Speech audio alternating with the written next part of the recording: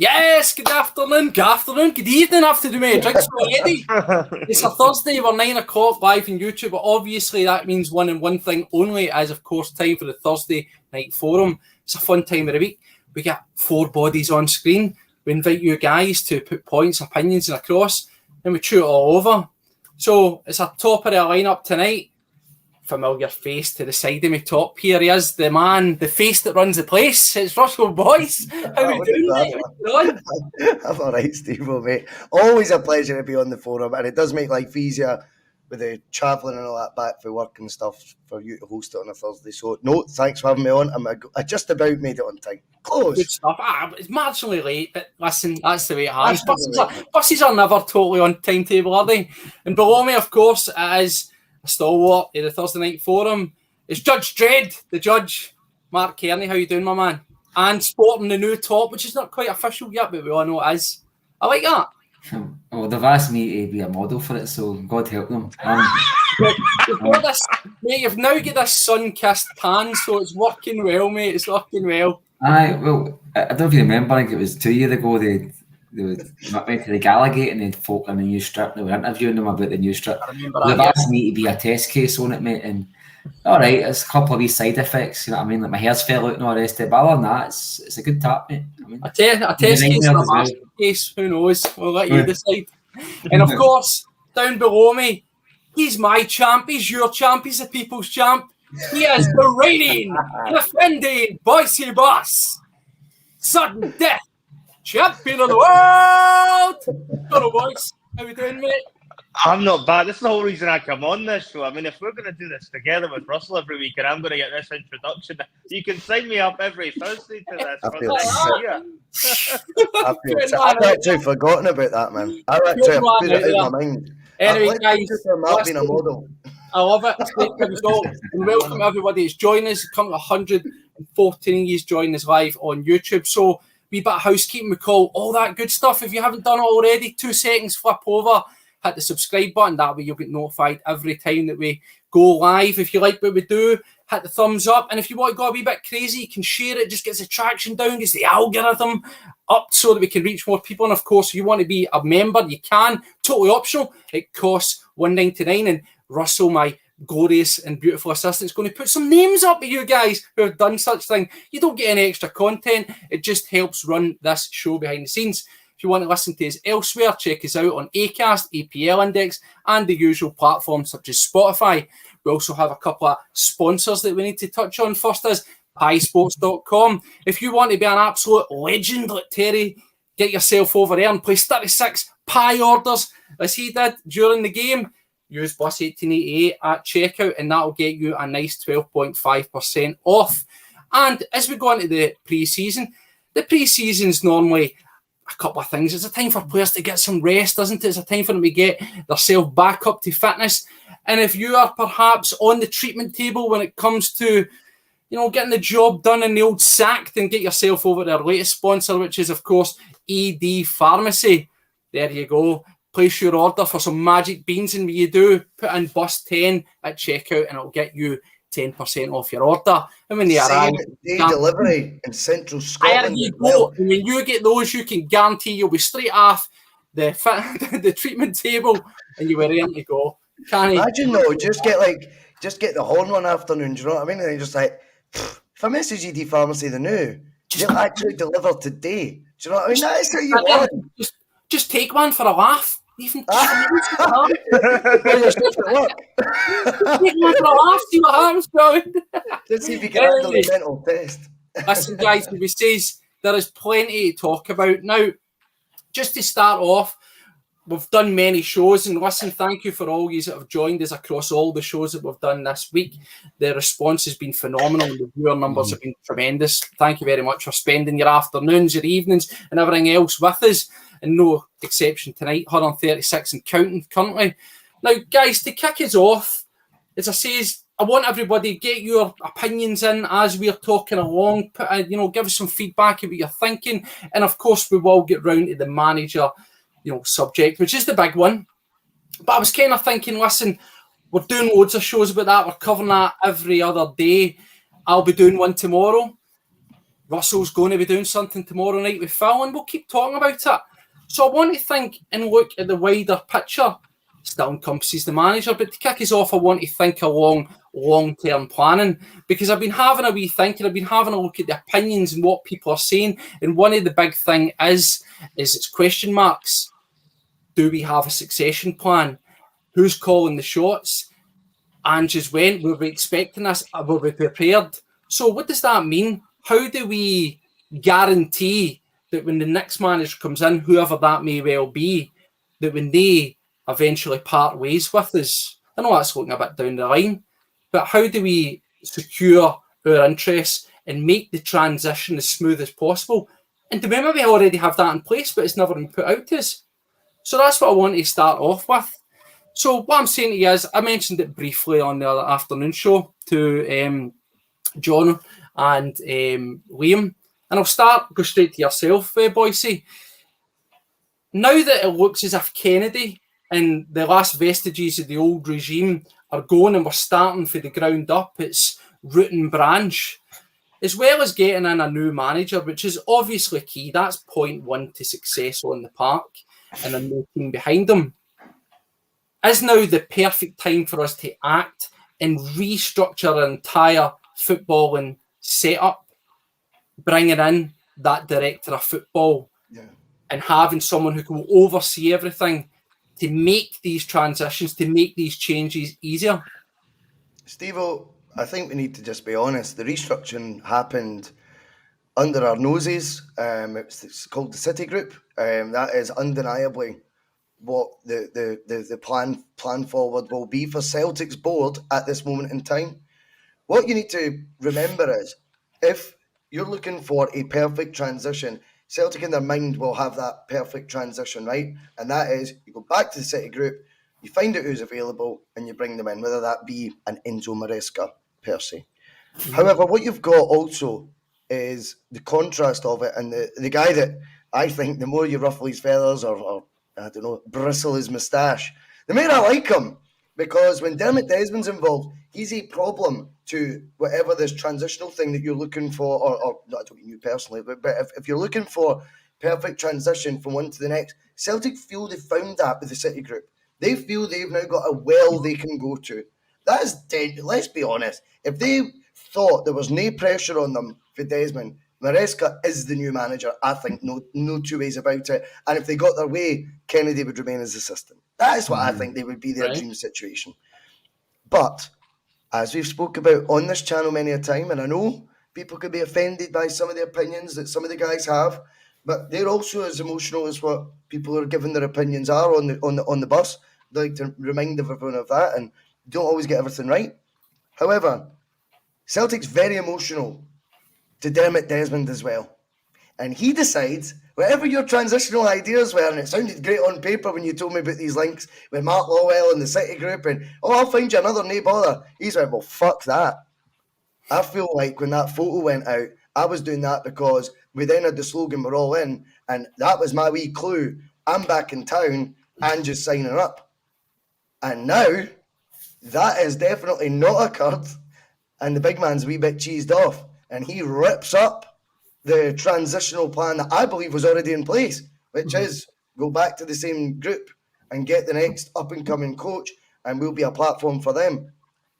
Desmond, if Brendan Rodgers signs for Celtic, it is not transitional from Ange. It will be completely different, but it will be a statesman of the football club that is, for me, greater gravitas than Ange Postecoglou. Postecoglou became something. Right, and as I've said, I actually liked him more towards the end than ever before, because I didn't think he was out of order. I think he just played the game as cagily as he possibly could, to try to give the fans a good time and deliver trophies. But when Brendan comes in, firstly, it would tell me that's not what the succession planning that the board may have had in their minds, but it would tell me it's a Dermot Desmond production. If that's the case, I'm all for it, because all I want is when a manager leaves Celtic, that the best fucking possible candidate comes in next. I'll tell you why. Because we are not going to have squads and groups of players there for elongated times like Callum McGregor right? Callum McGregor has played under a million. He's an anomaly. Yes, and he's played under, fucking Ronnie Dyler, Brendan, Neil Lennon, Ange. Like, let's get real. He's played under completely different conundrums of managers, and he's excelled under them all as well. Good players can play under good managers. I feel if Celtic had their way, and it was this transitional process that you're talking about, it would actually slow us down even further in European terms than what we already are. For me, you let the money guy play with his toy, and you go out and you get the best possible candidate that we can afford in, or if we can't afford it, get him to pay it. Yep. And if his, as I say, moustache is bristling, and he thinks he might need to chip in a few quid and get something that he knows makes a statement, because he'll be pissed off about the Ange departure. Make no mistake, he will rip up any ideas of a transitional process occurring by that board, and he will do what the fuck he wants. In my opinion, what he wants is Brendan back at Celtic. Listen, I totally agree with that. I think, we've spoke about managers says till the cows come home, and we'll continue to do so. Brendan Rodgers for me is the ultimate candidate, and I think certainly if the Monopoly man's anything to do with it, he'd be the guy that comes in. The reason I've been down this route to begin with is, and you mentioned the City Group, and that will be featuring, so have that at the back of your minds, guys, because I've got a poser to put to you on that one. If I come down to yourself on this same here topic, Mark, the understanding, it came out, we've all seen the rumours, the understanding was that the package, if you will, that was put to Ange Postecoglou was the Barrafield redevelopment. It was the upgrade, but bear with me, was the upgrading of the facilities at Lennoxtown, so on and so forth, along with a managerial contract. Now, my understanding is that is a Brendan Rodgers production from years past, something that Brendan Rodgers actually wanted. He wanted a Barrafield redevelopment because he wanted the players to have a full-size and well-kitted out area that they could train on prior to going to European and away games, because he was fed up with them using Celtic Park for that. So we've basically wrapped something up and we've represented it, and we've made out as if that's been something we've put to Ange to try to keep. If that was put to him, when I mentioned that something's happened before, thinking long term, thinking about bringing in whoever that new manager's going to be, should we be pushing on with these plans if they are something that they meant? And do you think that's, because let's face it, Celtic are a better proposition than we ever have been, even through the 9-in-a-row period. When has any manager been coming in with guaranteed Champions League football off the back of a treble, an asset-heavy squad, and riches in the bank? Should we be pushing on, and would that help us attract not only this manager, but the next manager and the next one if we invest in that and follow through? Well, first of all, I think the stuff about Ange being offered a new training pitch at Barrafield and a new bras for the women's team and all the rest, I think that's a lot of shite, to be honest with you. That we don't get to know the details of communications with Dermot Desmond and Celtic managers. We find out the end product. We don't find out the ingredients, mate. We just find out what happens at the end. So that, take that with a pinch of salt. Also, Celtic train the night before or the day of the travelling out to European matches because they allow all the press in, the foreign press in, and we take photographs and videos of them training. It's nothing to do with Celtic now, the facilities. We've got the facilities. I think the Celtic job has actually been increased by Ange going to Tottenham in terms of its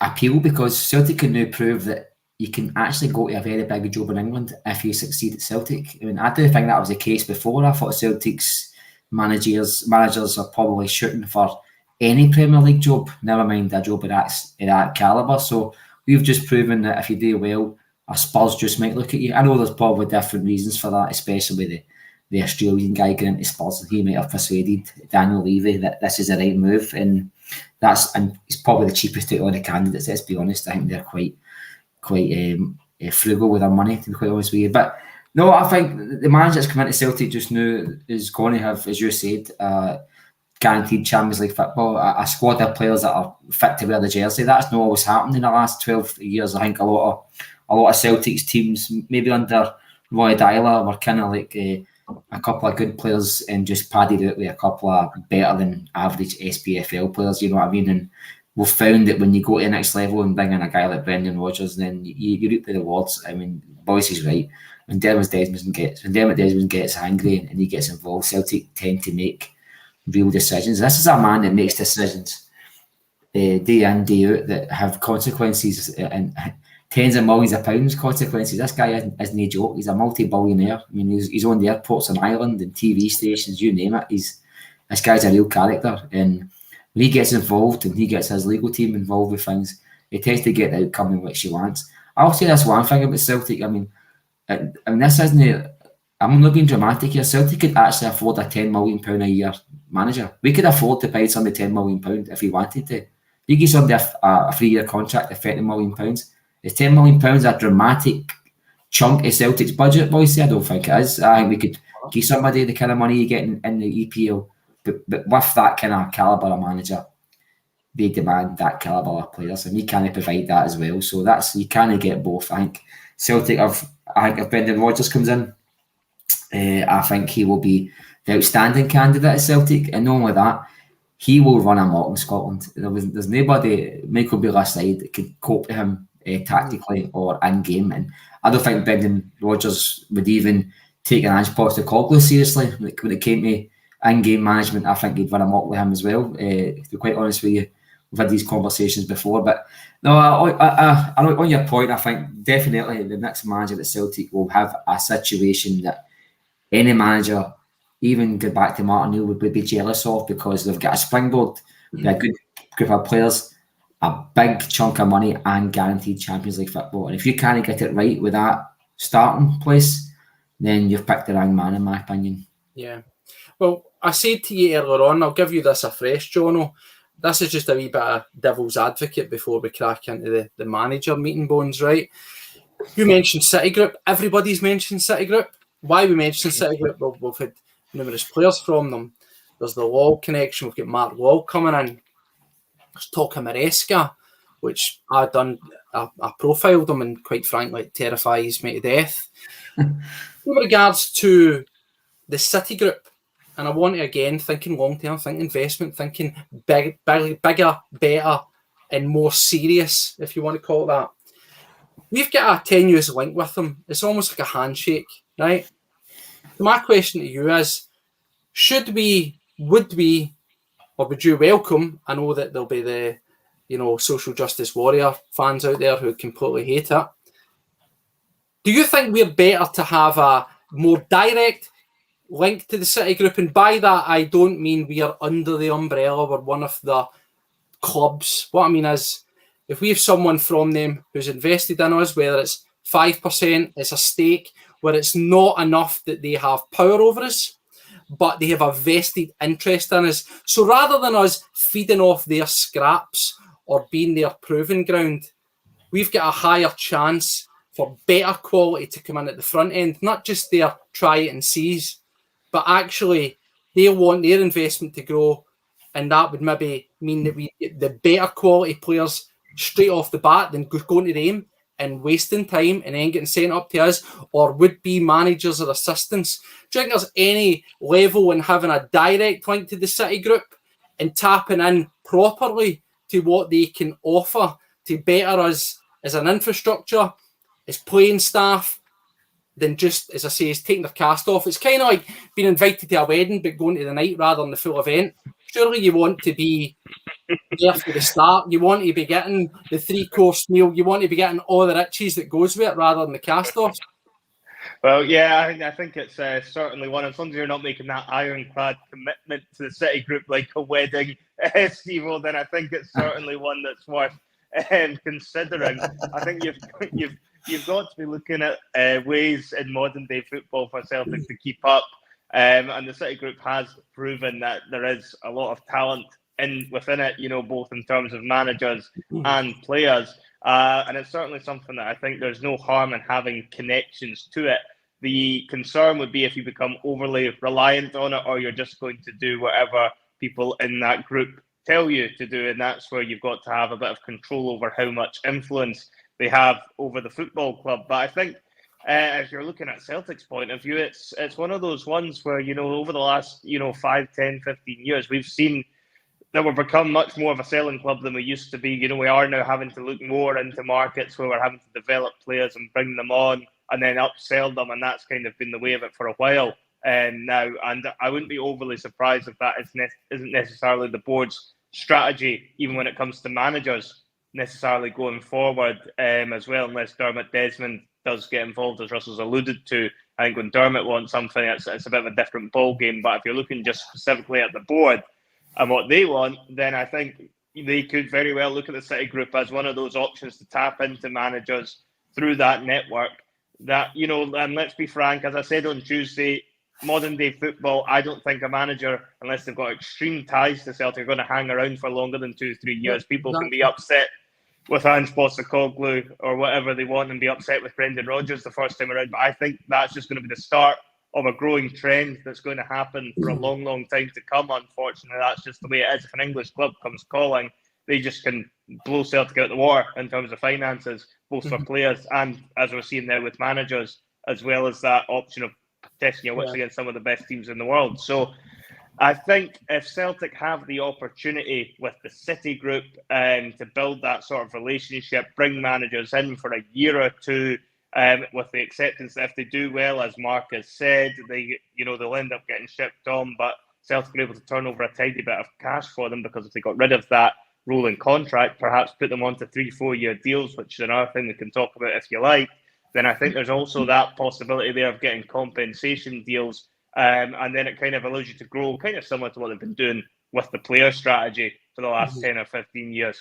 And I think it's certainly something that's worth considering. I'd be welcome to them having involvement. I just wouldn't be welcome in having too much control over the club.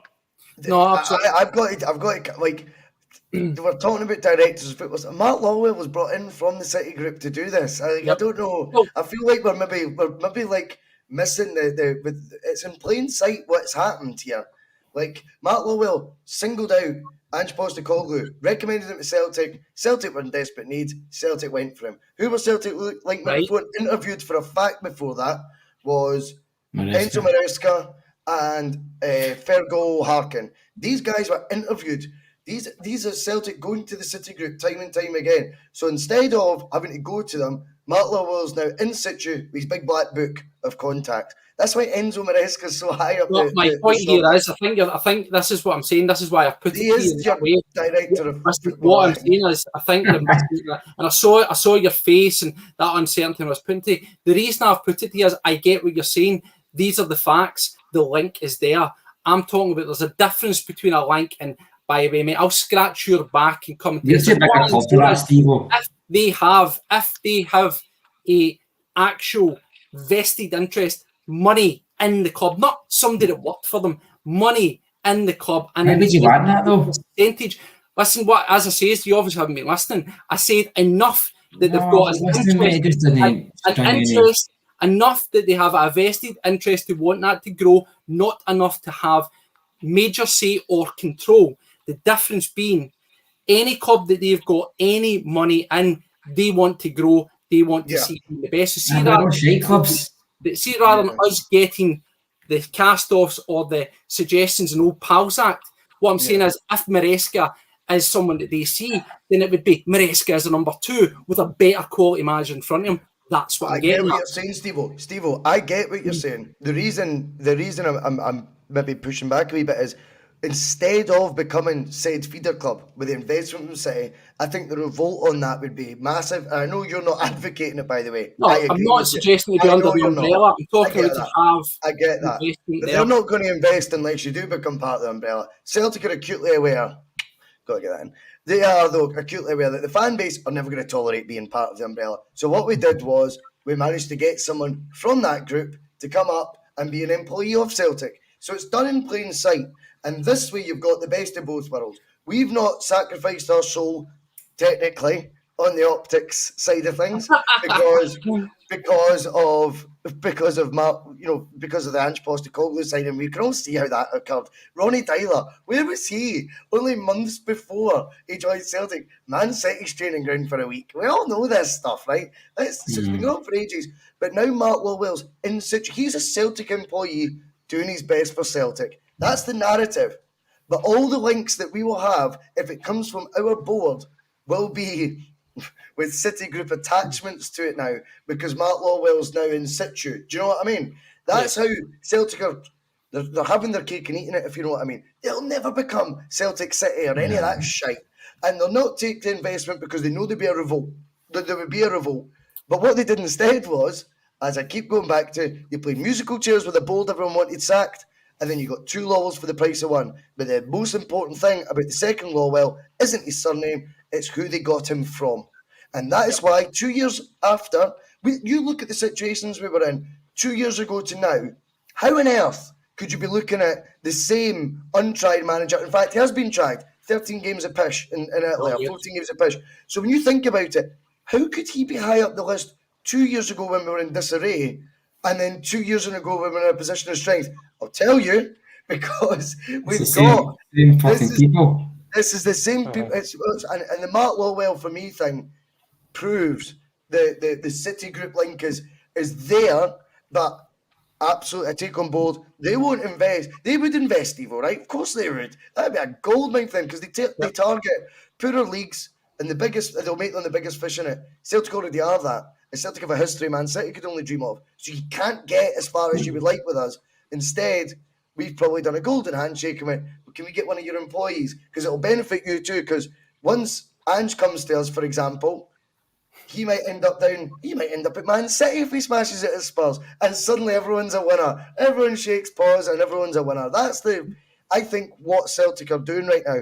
Like I say, the elephant in the room, or the walrus, because of the moustache, Stevo, is Desmond, and it's Desmond. I am putting my faith in to get the right appointment this summer, not the board.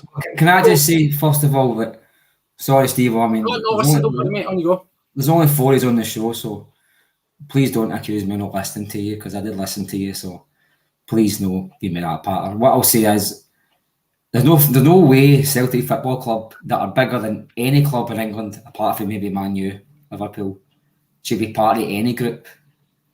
And the clubs that are in the group are shite clubs. The managers are shite managers. That's why I said that, to correct you there. You've turned and says part of the group. At no stage did I say part of the group. No, but if they invest in you, then it's a serious player amongst you. In fact, 5% would make them the third biggest shareholder. So that's a massive, massive investment. That's massive. That gives them actually voting rights above MDLs in the boardroom. That'd be a massive, massive play. Still not enough to be classed as part of their grouping foot. Was the key. No, but if even if they come in with like a front man, they would be a big player. They'd be a very big player. Yeah, this is all the hypothetical stuff anyway. I think what we need to go back to, like, just to draw a wee bit of balance in this conversation here, right? I know what you were meaning, Stevo. If we're going to be getting used as cannon fodder by them for fucking trialist managers and stuff, get some of your dough. That's what you're like, and I get that. That was your point. I also understand instantly Mark's hackles have went up because he's like, we'll be part of no fucking group. And that's what I say.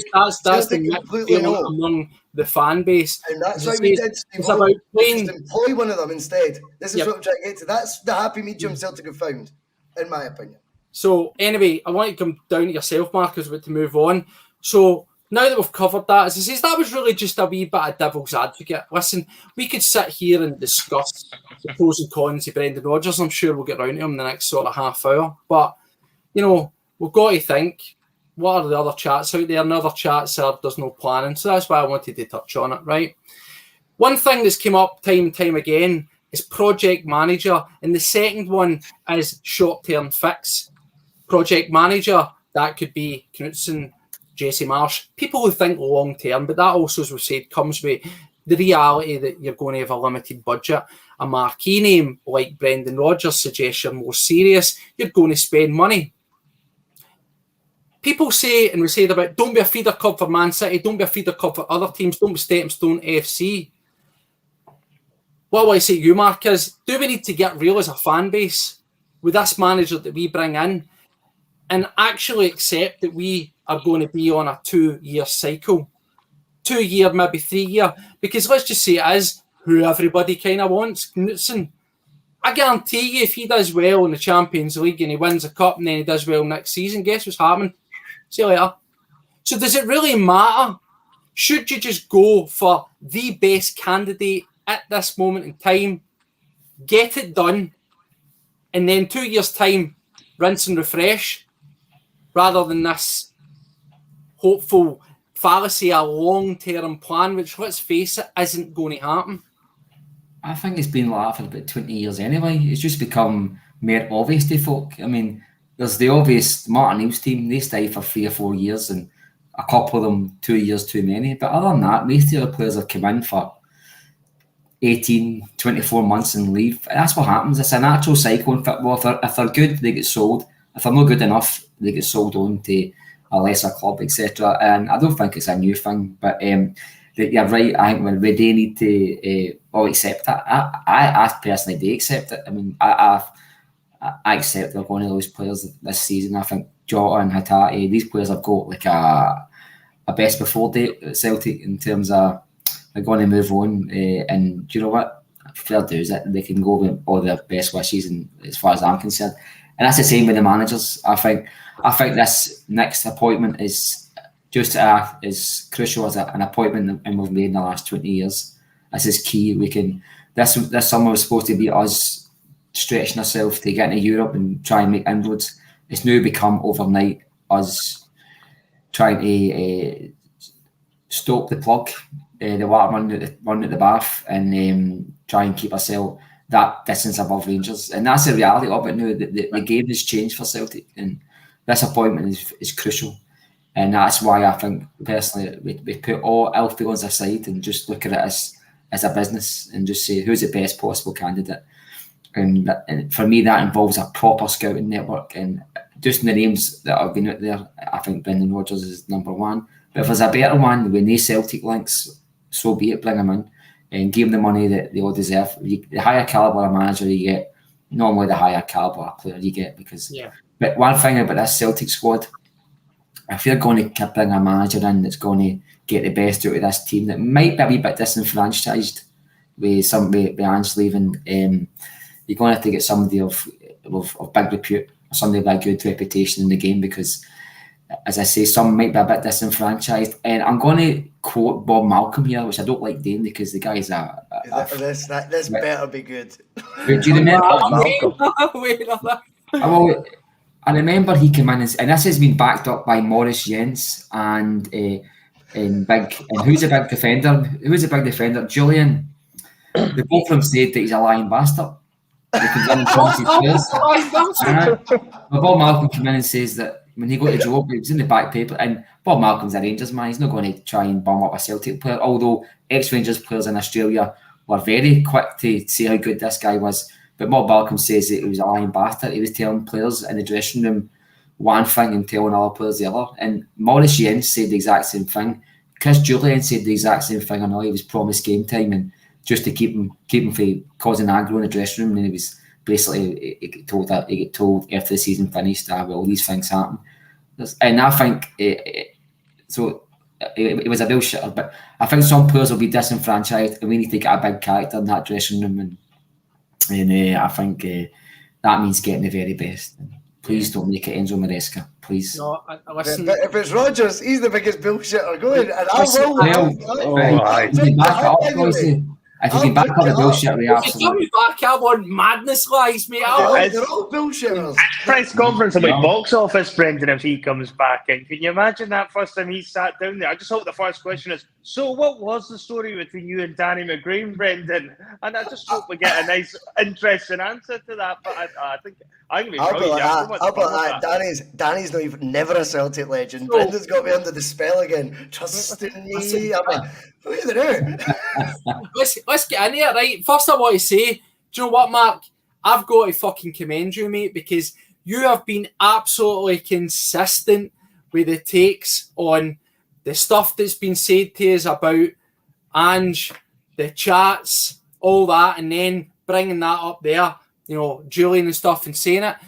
And maybe that's going to be the case. And as you've said, and as I've said before, talking through this week, anybody that thought that he wasn't ruthless, ambitious, and essentially looking after his own interests are buttoned up the back. We as football fans are fickle and we want to buy in, we invest. You've always got to have an air of caution. I think that'll be what everybody should have in their mind with the next manager, but you can fall in love again all over. So, Jono, Brendan Rodgers, here's the man that's come up. He's the name that's come up, right? Hiya, Jono. Forgot you were here. Hi, Jono. Hi. We've just got him on for the eye candy. I mean, look at that. Know what I mean? So, the thing is, as Mark says, as I've said, as everybody that's been on this pod through the week have says, if we get in a blue chip manager, if you want to use that term, it suggests that we're serious. It suggests that we're going to spend money. Now, there's one for James. Rodgers' eye for a player is a worry. How much of that's to do with him being hamstrung with when he came in that Rangers were just on the up? And let's face it, they were more shit than they are now. But as they're coming on, and you can say what you want about across the city, I know we've got bigger fish to fry in our own, but they're still bringing in players, and the likes of Jack Buckland is a good signing as far as I can say. Brendan Rodgers coming in to the position that we're in, financially stable, Champions League. What can a Brendan Rodgers do if given actual money? Well, that is the $1 million question, I think, with Brendan. I think that is where, for a lot of fans, the jury is out because they just don't know if he's going to spend the money particularly wisely. So it's going to be an interesting one if it is Brendan on that side of it. I think he'll be back a lot more than he was the first time around because Rangers are no doubt about it a far stronger team than they were in Brendan's first spell as the manager, and they're going to go through a summer where I would expect them to recruit quite heavily because they're going to need to if they want to stop Celtic. And I think the board will look to react to that and will look to back whoever it is, whether it's Brendan or whether it ends up being somebody else. The board will need to throw their money and wait behind whoever the new man is in the Celtic dugout. If it is Rodgers, I mean, I think his record was certainly towards the end, it was just getting worse and worse in terms of player recruitment. But you could make the argument there that might have been because he's actually, fallen out with the board over that sort of time period in the last season. And perhaps that was why he wasn't really getting the deals done that he wanted to get done. Whereas I think, obviously, if it was a fresh slate and they were starting again with him, that would need to be an issue that would be ironed out before Rodgers would even consider taking the job. And I think that's why we've seen his odds fluctuate so much, as I think that is probably the biggest stumbling block to getting Rodgers in, because for me, I think he would take it and come back. But I think he'd only take it and come back provided he believes the board are actually going to, back him and buy into a vision of, Celtic not just being the best they possibly can be domestically, because he's already proven that in his first spell. But I think he's also going to be one that's going to look at it and want to try and progress the club in Europe, because I'll put it back to you, we all want to see progress, in Europe. That is a big thing for a lot of Celtic fans. Brendan Rodgers, again, the sort of stick people like to poke him with was he wasn't as successful as people were, perhaps hoping for in Europe. And I know people will argue because he did qualify us for the Champions League a couple of times that he's done pretty well there. But I still think that's an itch he'd like to scratch in terms of European football at Celtic, because I think that's about the only thing he maybe felt he could have done more at the club in, because domestically he was flawless. And I think that might just be the hook. If we offer him the right package, I'll get him back in. He's spot on, the boy. He is spot on. I'll let you carry straight on with that, Boyce, because I'm going to come to you anyway. Aye, so what I was going to say as well, there has to be, if this is a Desmond appointment, this is what I like, right, about the Desmond production, if you like, because he will be the go-between. Desmond will want his man. I believe, and this is not, I don't kid on to have sources like half these wee fannies out there, right? Just a hunch of mine would be, if Desmond were to get his man, I think his first pick would be Brendan Rodgers. Now, that would lead, as Mark says, to a guy who has to make monumental decisions on a daily basis worth millions of pounds that are consequential, left, right and centre, having to say to Brendan, But see if we bring you back. Don't worry about the fan stuff. I appreciate that you would put your head in that fire or your chips in the oven, whatever it is Charlie Nicholas once said. Right? You've just went off. I don't even know you're talking. Aye. But hear me out. He will say, if you can do all that, you will need to also cut the bullshit as much next time. Right? And maybe you'll need to do a better job than what you've done in terms of Europe, like Jonathan's saying.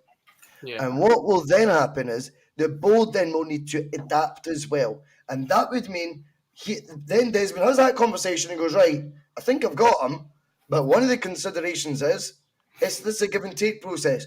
See if he wants John McGinn in the future for £2.8 million, or a John McGinn, you know what I mean? Yes. Then you fucking do your job and you go get him that. And let's stop fanning about and see if he sees a guy that's worth £8-9 million, but it's telling you he's worth £8-9 million. In fact, he's a steal at that. Then you start trusting his judgment as well. There has to be a coming and going here. Aye. And I think that's what excites me about that dynamic. I also think you need to take into consideration in the last 3 years, if you told me, let's say Brendan isn't the Rodgers that managed Celtic before, we're getting the ex-Leicester manager who finished fifth, like a minute away for Champions League football in his first campaign. He won an FA Cup. He finished, I think, 7th or 8th. Mate, You're still the a record buyout fee for a manager. That's what that was from Celtic. I'm saying that's just look at his spell at Leicester in isolation is what I'm saying. In the last 3 years, it is actually better, I think, than what O'Neill's last 3 years at the same club was before he joined us. The problem is to many people is the baggage. Fuck the baggage. Get the right guy in. And I think that'll be the attitude. But what we would get is, like Jonathan said about the European stuff, would be a different head now. Because he's had to face more adversity at Leicester than he probably anticipated after riding the crest of a wave initially. I think he'd be a different manager this time. So, see on that, Mark, there's various opinions coming in. David Kelly's touching on one here as well, saying it won't change his style and whatnot. He's went back and he's, at this point at Liverpool, which is a couple of years down the line, he's went back to Leicester. And let's face it, for where football was when he was at Liverpool, is, it has, believe it or not, changed to when he came back and played and done his stuff, managed Leicester. We're talking about the dynamic Law and supposedly the fallout that are there. What do you think it would take? Obviously, if Dermot Desmond is wanting to make him his man, your concern, and you've always been vocal and rightfully so, about the Peter Law effect and the influence that he has at the club. Does it suggest if Rodgers came back that that's a good thing in terms of there's obviously been a conversation between the two of them, and they've came to a middle ground, or they've came to an agreement and they've basically patched it up? Or do you think it's as simple as, the monopoly man turning and saying, in enough words, this is who I fucking want. See you, mate, you'll stay out the way because I'm in charge here. Well, if he comes back, I think we can all agree that it's not been a Man City Lawwell production. It's been a Dermot Desmond just flexing his muscles. And I think if he does come back, I think the reassurances that Rodgers would seek would tell you that if he takes a job, that he's been assured that maybe the things that pushed him out the door before might have been solved. And we all know that the problems before, I think, were Lawwell. Don't forget, Rodgers hadn't signed the contract yet, and Peter Lawwell was walking up the Celtic Park car park, and he was having an interview with Sky, and he was saying how unhappy he was that Rodgers was doing in Leicester, and he was giving it. There was already a narrative straight away that there was a fallout, and that's very unlike Celtic to behave that way, and very unlike a Celtic chairman, CEO, sorry, at the time. And you could tell the relationship broke down long before it actually was made public. And I think it broke down in the January time when we started getting guys like Jeremy Toljan and all the rest of it. I thought it was done. It was done. I think if he comes in... Mark, can I ask you very quickly, did he leave in the middle of the night, or did he leave in plain sight? I think he left in plain sight, Bhoycie. I was at a party in the January or February, and I said, "Well, lie," and I was just having a wee conversation as you do, and I said to the boys at the table, I think I said this could be this guy's last season, because they came out and said they never knew who Shved was. They came out and said that Toljan didn't need a right back and all the rest. Like you wanted Kouassi, mate. And this is it. Well, the Kwasi said he was the lion. Remember, he was a lion bastard. I mean, and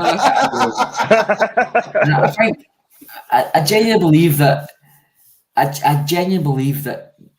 Now, I know Brendan left in February or whatever it was, and I know he left and he could have stayed to the summertime, but to give yourself the best chance, the guy probably wanted to see out the rest of the season and assess that squad properly, and you can't knock the guy for doing that. So he left during the season because he got offered the job during the season, and Angelo did the same, and so would any other player. I mean, we all remember the days when you could sign players any time of the season. We lost players multiple times during the season and never moaned about it, you know what I mean? Januaries and Februaries. These things happen, but I think just to answer your question, I think if Rodgers comes back, I think there'll be a lot of insurances made by, I think, Dermot Desmond, but also I think there'll also be a firm kind of, I think it'll rubber stamp for, like myself, who's quite paranoid about Lawwell.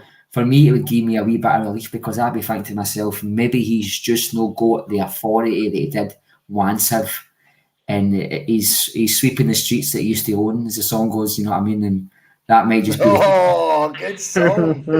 Good song. Sweet. There's that Coldplay. Viva la vida. We've just blown the judge's cover. He's quoting Coldplay. It's all a myth.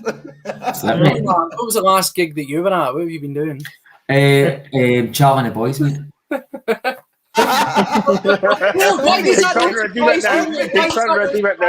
Why does that surprise me? Listen, make good points here. Why swing back? I've not seen much of your own opinion, Jono, on the manager situation. And yes, Jono's here. Our champion is here, and he's ready to deliver a fucking knockout blow when it comes to the opinion on the managers. So, listen, Rodgers seems to be the one that's gaining traction. As Mark said time and time again, people keep talking about the bookies odds. It means fuck all. Nobody knows anything. What I want to ask you is timescale. The club are back into pre-season training in about 18 days or so. They got about 3 weeks off. Yep. How quickly do we need to ask the question? How quickly do we need to get somebody in situ? And again, I don't want to flog that horse and never look over the fence, but let's do. Because see, whenever they get rid of Gio, 3 days later, Bill was in the door. That suggested they were making plans behind the scenes. It's pretty clear from what we've seen and what's come out. He had 2 rounds of interviews. We know what's been happening. We've been teed up. So how soon do we need it in, and how long is too long? Well, I think we definitely need him in, manager in situ fairly quickly, because we've got that tour coming up, in Japan that people about. Yeah, the Ange tour. We're going to rename that the Kyogo tour or something. I'm not sure what we're going to do with that. I can't wait. Brendan's Japanese, though. He's got a Japanese cousin, mate. Wait till you hear it all getting rolled out. The Japanese are beautiful. I want him turning up in traditional clothing and everything, going full fucking tits out, right? A kimono. I want him in traditional gear.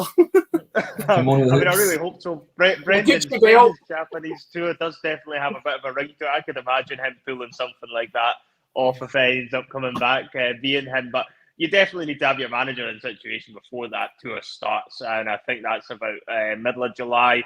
I think the papers today were reporting Celtic might take their time and give it a couple of weeks. How much truth there is in that, who knows? I don't think so. Personally, I would think we'll have somebody hopefully in the door by the end of next week, I would like to think, at the latest, because Celtic will want to make moves. There's also, a possibility here as well that, with Ange's departure, there's going to be disruption more to the playing staff, as well. There's going to be players that perhaps are going to be unhappy about this. We don't know what Ange's next moves are going to be at Spurs, as well, whether he'll try and take any of them with him for the ride, as well, like he's doing with the backroom staff. So I think we need to get a manager in as quickly as we can so he can assess the squad first and foremost, but also then begin preparing for what's going to be another massive season. And you really want to be making sure he's got that tour of Japan to kind of see what he's dealing with and see what he feels needs to be improved going into obviously another big season where we're going to be playing, Europe's Premier table. So I think when you're looking at all that, it needs to be done fairly quickly. But I don't think the board are quite in a position yet where they're ready to make an appointment. They've kind of ended up, I feel they've known about this for a few weeks. I heard Phil talking about it with Mark last night about the season ticket, deadline being before the Scottish Cup final, them not extending it, which I thought was a bit of a red flag in hindsight when I was looking back on it. I'm glad Phil made that point, because I think the Celtic board were acutely aware at that point that champ does what he wants, the champ just does what he wants. Yeah, I apologises to absolutely nobody. Sorry, but yeah, that's okay. I mean, I think when you're looking at that, then I think Celtic are always going to be on the hunt to try and get a manager in, fairly quickly. But the bottom line is they've known Postecoglou was going, and I feel like they've probably not had their ducks in a row, because I feel like if they'd known he was going, they must have known at least a week or two before it's been announced that he's going. Yet we still don't seem to have any clarity on where Celtic are going next. And you only have to look at the bookies' odds, because I like to bet, and you'll see that the odds are fluctuating massively amongst so many different candidates. It's anyone's guess at the moment. Brendan's odds were suspended yesterday, but now he's back on the market. And we've seen a few of them drift and come back in. And I just think Celtic should have been using that time where they knew Postecoglou was going to be going to, at the very least, have begun doing some sort of, contingency planning, even if, they were still hopeful they were going to get him to stay. I mean, I think they even tried to use poor Martin O'Neill in the cup final as the last stitch, just in that little interview. I think that was Dermot as well. Yeah. I think Dermot Desmond's definitely had a word with Martin before him, just like, go tell him, Martin, go tell him he needs to stay. And Martin's like, yeah, no problem, I'll try for you. But Celtic should be further along, I think, than they are. Having said that, I would be pretty disappointed if we've not got somebody in by this time, about a week on Friday, I would say at the latest. So, see, on that, up to yourself, other Messer boys, we're seeing starting to feed out now the chat about, he'll go to Spurs, Brighton are in for O'Reilly, and this will rumble on. It's going to happen. It's pre-season. Players are going to get linked. Do you think if we bring in a manager soon, it kills all these rumours stone dead? Is there value in speeding up your business there as well, in terms of stabilising the squad, calming things down, as well as fan unrest? It allows players to buy into somebody. It's a good question. What happens is players come in to Celtic and achieve things that before in their career often hadn't been the case. Cameron Carter-Vickers is a case in point. 10 clubs on loan. Jota on loan, underwhelming period in La Liga, I think it was, for one of the sides. I think he played 17 games. He's came here, but then they elevate themselves to a status of, I might be looking elsewhere now. Now, if we look at the Brendan thing, just hypothetically for a wee second, if, as we joke about, which I love about the Celtic support, because rather than getting slagged off for welcoming someone back, we slag ourselves. You see the Jock Steen came to me in a dream and stuff like that. I just think they're the best fan base in the world for able to go, we can actually take the piss out of the situation, but please still come back, Brendan. The message is still there, but we'll take the piss out ourselves along the way. But if there is a guy who's got that ability to spin 1 million, 2 million, 3 million, 1 million fans around the world that support Celtic round his little finger, do you honestly think Brendan Rodgers can't just come in with a wee fucking, what's it called? Pocket watch. Like, whatever it may be, and convince a Jota and that, you'll be better under me. He could convince any of these guys. However, if it were to be a Knutson, and I don't mean it in a bad way, I think they've got a far harder debate to have with guys that maybe did hedge their bets on Ange and are feeling a wee bit like they're lost. They're in a halfway house to know, like they don't know. Whereas the one thing again, I use Brendan as an example because he's in the running. But it's someone of that gravitas, someone of that stature, and with the Jedi mind tricks that he also holds, that can go to these key players. Don't you worry about any of this. As long as I'm here, you're here. All this shite. We need it. You want someone to come in and go, I'm actually convinced Jota if he fell under Angie's spell, why would you not fall under Brendan Rodgers? Because he, whether you like his body of work as a manager, whether you think there's holes to pick, he undeniably makes players better. And that is one of his key traits. And he has a reputation that led him from going from a coach. Remember, he retired very early as a player through injury. He got elevated as a coach up and up to end up becoming a manager because of an ability to make players better. And he's done it now at all levels. Right across the board. James Maddison being a case in point. He was a £100 million player up till last year. Can you hear me okay? Yeah, no, you just froze temporarily, mate. You're good. Sorry about that. I just feel that when you get someone that might not have that same swing, ironically will be the same players that joined the manager that might not have carried as much sway 2 years ago, but because of the successes they've had over the 2 years, now have themselves at some sort of, or hold themselves at some sort of level now that they might go, not really sure that's going to help my career. Whereas I think when you get someone with just a nature that Rodgers has, a manipulative style, and obviously a coaching pedigree of making people better, I think that would then make that a far more palatable summer where, yes, there'll be inevitable departures. Yep. But they won't just leave because Ange's left. Whereas I think they might just leave if Ange's left if it's someone they don't know and they don't have that body of work or evidence to go, well, why?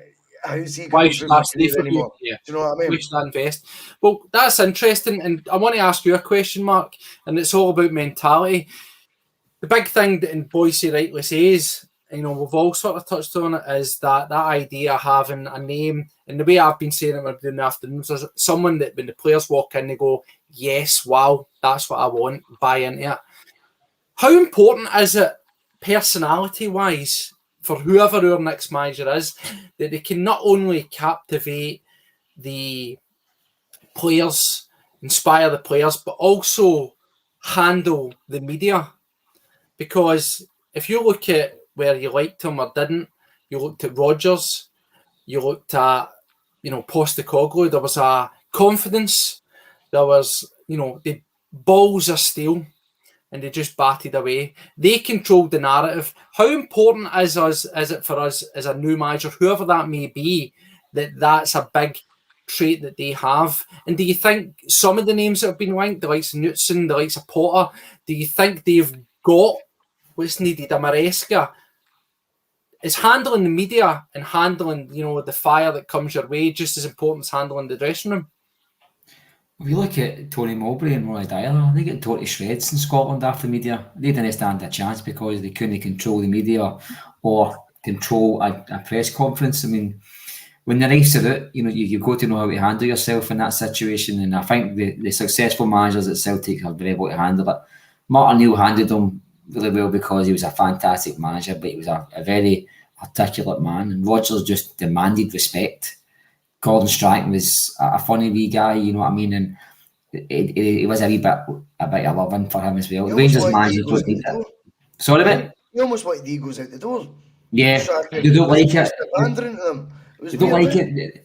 I heard Wally Miller saying 2 weeks ago there, he was saying on the podcast, on the show, that he was saying that too many managers nowadays want to be liked by the media and almost become the media's pals, and didn't get into that category at all. And I think you've got to be either highly successful or somebody who's totally capable of taking the media on if you want to be that way. And he was capable, he was successful in both of the categories. And I think if the guys, anybody that's managed in the EPL, I think the English press, they're probably the most volatile press in the world. If you can handle them, especially at a London club like Chelsea, I think you're more than capable of handling fannies like Keith Jackson, you know what I mean? I think if we need the guys are the media in Scotland are really, really amateurish at the best of times, but not only that, they can't remember their own last sentence, so they trip themselves up. If you get somebody who's able to back themselves on the park and after the park when it comes to the media, it's a winning formula. As I say, there's only two ways of doing that. You can either be that's successful that they give the press no ammo, or you're that good in the media conferences that nobody dares question you. Ange gave a few guys up here a lesson on when you give an arsehole question, you get an arsehole answer. And I think, as I mentioned quickly before, Ronnie Dyler, God love him, he was a successful manager in terms of he ticked the boxes and should have won more, but he didn't. But by God, that guy didn't get a chance with the Scottish media. I think they wanted to tell everybody he wasn't good enough for the minute he landed in that plane. And I think the media they have a big say on how we will feel about things, not just football fans, but in general. And they played on that. Rangers managers have got a free rein in Scotland, you know what I mean? And they hum and they sing songs and they kiss the Rangers managers at night, you know what I mean? They don't really care. But a Celtic manager, I mean, Fergus McCann, his biggest mistake, in my opinion, and I think it was Jock Brown that spoke about this, he said that when he came into Celtic, he said to Fergus McCann, look, one thing about me is that when as a media man, Fergus, is I felt that there was no what you call it, relationship between the press, or that Rangers were taking them out for meals, Rangers were giving them access, giving them gossip, and Celtic were giving them nothing. And that is a good idea for Celtic because we hate the press, but you've got to get a wee bit of sugar to get a lot back, to get some back. And Celtic, you've got to be highly successful or very, very good at dealing with the media. So before we wrap things up, I want to do a wee quick round robin around you guys, because I said I've been speaking all week about managers and I'll continue to do so, as will we all. So Jono, we'll start off with you. We've spoke about Rodgers in depth. Why? Because let's face it, he's the name on everybody's lips. Out of the names that, other than outside the Rodgers sphere, who's a name that inspires you and why? And who's a name that gives you the absolute fear and why?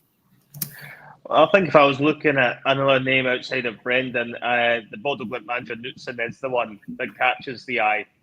And I think I said it on Tuesday a little bit, was the fact that, you know, he has done well with Bodø Glimt. You know, he's won 2 championships with a club that would be unfancied in Norway.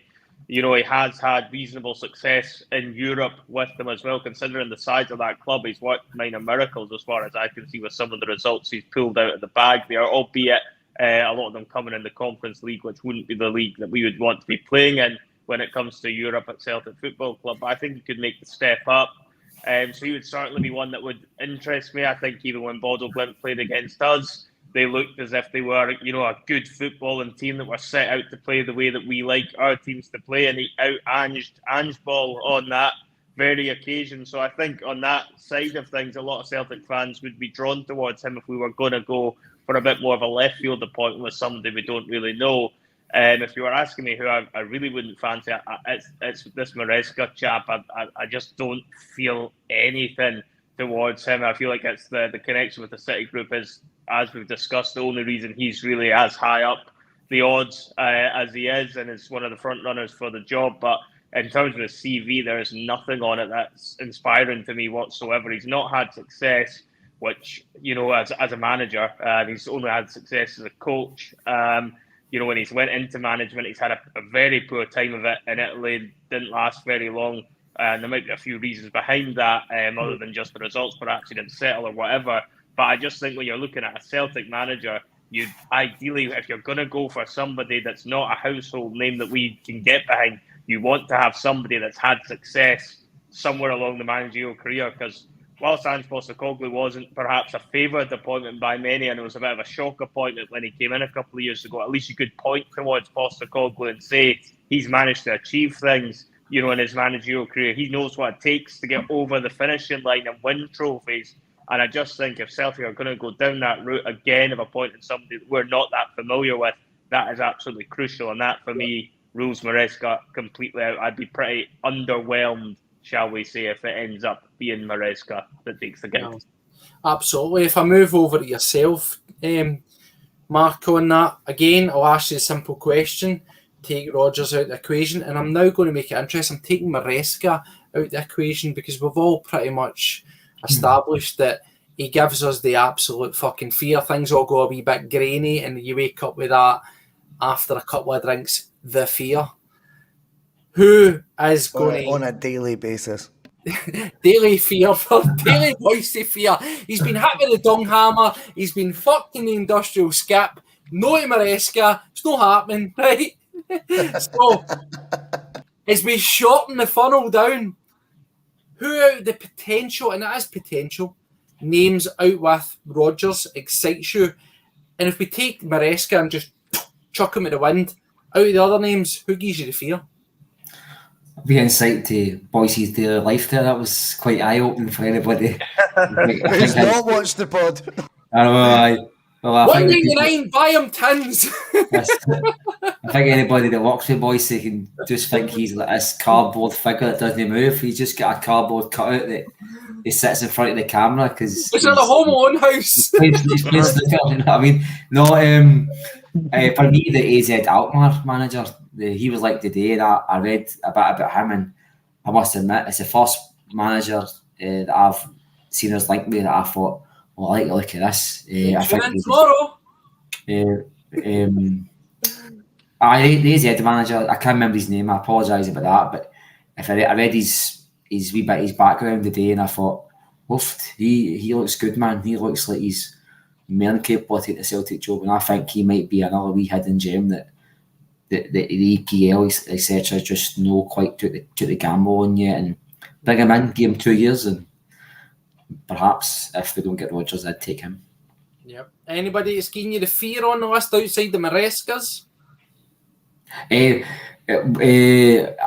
Most of them, most of the ones that I've seen mentioned. I knew he was going to say that. I knew he was going to say that.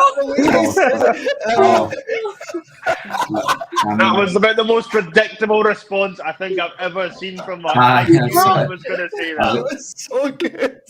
You're not having Steve Clark then? No, Steve Clark, man. David Boyce, I'd rather Clark Kent than Steve Clark. I don't fancy him at all. I'm sorry. No. And listen, as we wrap things up, the final word to the leader of the pack. We're funneling it down. You can't have Maresca. You can't have the generic Ordermancer. you can't have Jensen. You can't have Rodgers. You can't have Knutson. Talk to me. If it was left, who are you thinking? And who would you pick? We've no discussed. Yeah. Who gives you the fear, Bhoycie? Dwight York gives me the fear. Nah, I'm only joking. I've never seen that. No. There's a job. In terms of the fear, I think my biggest fear would be if we went down the nostalgia route, which for all I've talked up Desmond and stuff, if there were to be a rebuttal from Rodgers and Desmond can't get that done, I think he would want a Hollywood Celtic name, if you like. I think you would be surprised if you had a conversation with Henrik, and that gives me the fear. No. That's what I'm saying. It gives me the fear. That is the one where I go, no, like just not. See, once upon a time, I think you need to strike with irons hot in management. I know. See, whenever you find managers go, I retired for playing, then I went. It tends to be managers that have worked their way up that didn't really have much of a playing career, that work their way up to the top. See, managers that have a playing career, you either go in at a level they're used to and smash it, or they fail. Henrik was too patient, too slow, and yeah, he gives me the fear. Okay, who would be the left field one?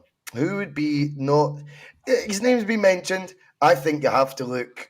I think it's unrealistic, very unrealistic.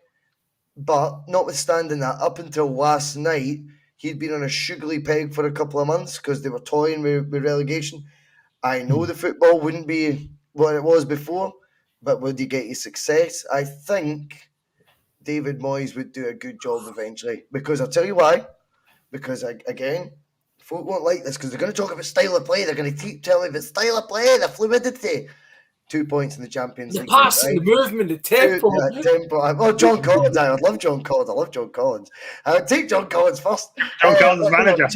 Genuinely, if Moyes were to go, that's a wrap at West Ham. I can't go any further. What you would see is something that would not be as much fun as what we've seen under Ange. But would he have got more than 2 points, even in his first foray in the Champions League last season than what Ange did, I would categorically guarantee you that. And that would be the compromise. Bhoycie, aye, definitely. It's a compromise, though. That's me. It's not my first choice. I'm going to stay. It's Brendan for me all day of the week.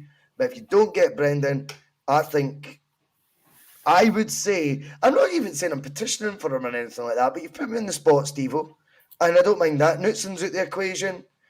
I don't even know if he's one. Does Potter give you fear? Potter doesn't give me the fear at all. No, I think Graham Potter would be. I think Graham Potter, if we're being honest, is the exact equivalent of what Eddie Howe was 2 years ago. It's almost the very similar narratives around them.